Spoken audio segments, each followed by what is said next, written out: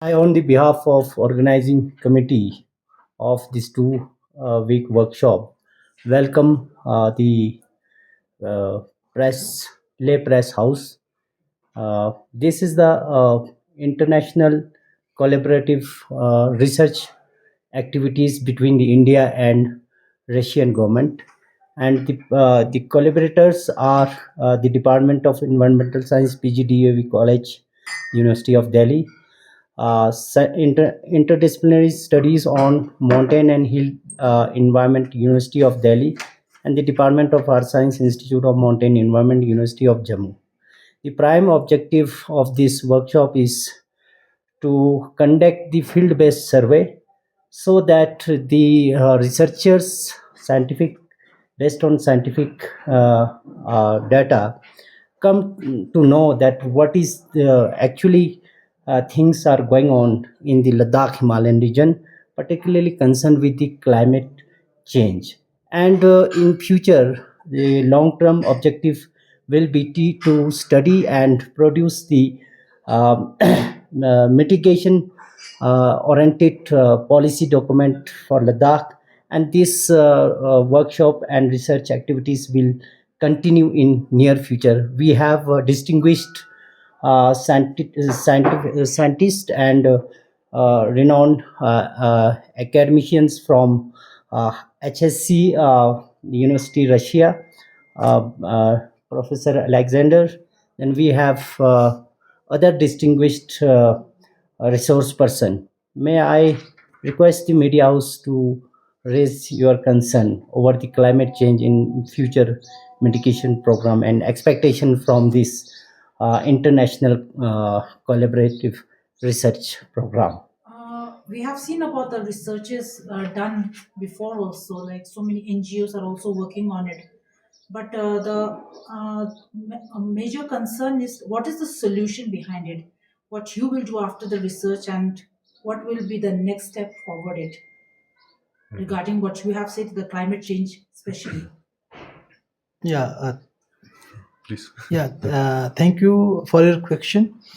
And you said that various organizations are working, and it's very much true that people are working on the climate change. They are collecting the data, and they only publish the paper, and then there's means everything is about the research papers and the output. But see, in our this collaborations, what we are doing, we are interacting with the local community. We're interacting the local community from the Indian Himalayan regions, and already we have visit in Laul Spiti district of Himachal Pradesh, Kishtwar and Doda district of Jammu and Kashmir, and this is our third expedition to the Himalayan regions. And what is our approach? Our approach is to involve local people, to learn from the local peoples. This is like the knowledge co-creation process. Means how people are facing the climate change issue, and what solution they are providing. Because after our this expedition and this research, we can provide a note for the policymakers that these are the issue. Because see, some people, some researchers are doing the research, they're doing some good research, but the thing is that the policymakers don't know, and the local communities are not benefited. In our expeditions, we always include the local community. We go to the local villages, live with the local peoples, and means and work for their problems and give them suggestions, and somewhere we interact with the local authorities. It's a different from the doing research and publishing paper. Our approach is totally If I different. may, I also can include. First of all, thank you very much for your hospitality and this opportunity to organize our third Russian-Indian expedition about climate sustainability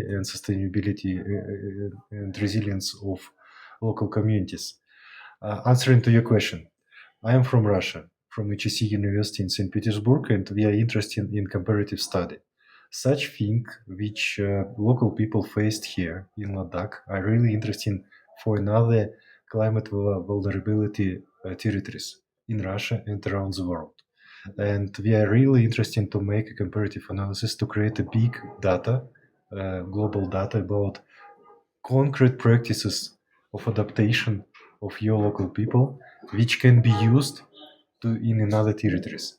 And another thing which mostly have a high impact to science is we are also focusing on developing joint methodology about social impact assessment of climate, environmental, and socio-economical changes which people faced in this mountains area. Because nowadays, around the world, we don't have concrete methodology how to calculate these changes, how to calculate these risks, and how to do with it. So we are here not to learn people. We are here to learn ourselves from knowledge which people, from knowledge and practices which your people already have here. Sir, you said you have already done your studies in Lahore Spiti, and if I'm not wrong, Lahore Spiti is quite similar to Ladakh, as in it's a hilly area. So, what are their feedback, and what do you suggest to restore the climate change, mitigate the climate? Yes, actually, when we visit the Laul Spiti last year, and we visit the means the mostly villages, and what we find there, the local peoples are facing the climate change problem. Like first, scarcity of water. Mhm.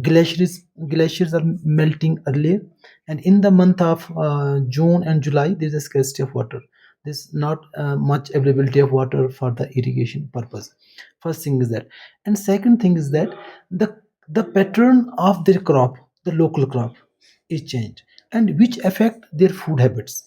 Means food habits means earlier they use the local food and organic food, and now they are buying the food from somewhere else, like the cities, and they use this food for their consumption. And another important thing what we find, this lot of health problem in the peoples. Pesticides are most using in the crops because they are using the hybrid seeds. These hybrid seeds require the pesticides. Without pesticides, they can't protect. So they are contract with a particular some contractors in the Gujarat. They send the seeds at the time of requirement without any credit. So they are easily available for the seeds and all that. So this all system right now going there is not sustainable. They are using much more pesticides in their products. They are only focused on the commercialization presently. Sir, same situation is here in Ladakh also. Whatever you said, they're using pesticides, facing scarcity of water. What's your way forward? I mean, what the solution you're Did finding after the study? the outcomes and the points after the research in the Lahore Spiti, did you submitted those outcomes to the policymakers? Did any changes happen out there? Yes. So please. Actually, see, this is a big project. Like for the 2 years, 3 years, we are working from the last 2 years, and the impact of climate change we cannot conclude in one visit or the two visit, because it will take time. And next time we are also planning to visit the same place, and we also analyze the impact. And after that, after our 3 to 4 expeditions in the same places, then we conclude what is happening, because we are working on the global climate change, and we cannot predict it within a one visit or within the two visit, because we need a big data set for any kind of conclusions, and we cannot conclude in one visit. So how long will this whole process take? Like Yeah, it's near about, we need the data of 4 to 5 years. Means 4 to 5 visits. It needs 4 to 5 visits for one place to make some conclusions. So in Ladakh, this is your first Yeah, visit, yeah, this is the and first you are visit. planning to make further visits also. Yeah, yes. Actually, our research methodology on the RPA basis. This is the rural participative. We are not in the objective type questionnaires. Our questionnaire is the open-ended. What we are doing. Particular respondent we are invited and just describe only what we have. So for how long you will be in Ladakh, and which places you are going to touch it? I will start. This time we are staying for 1 week, and this is our first day, and this is the inauguration of this 1 week workshop. Today we are experiencing the locality of Leh towns, and we are fortunate enough to have an interaction with the media house of Leh.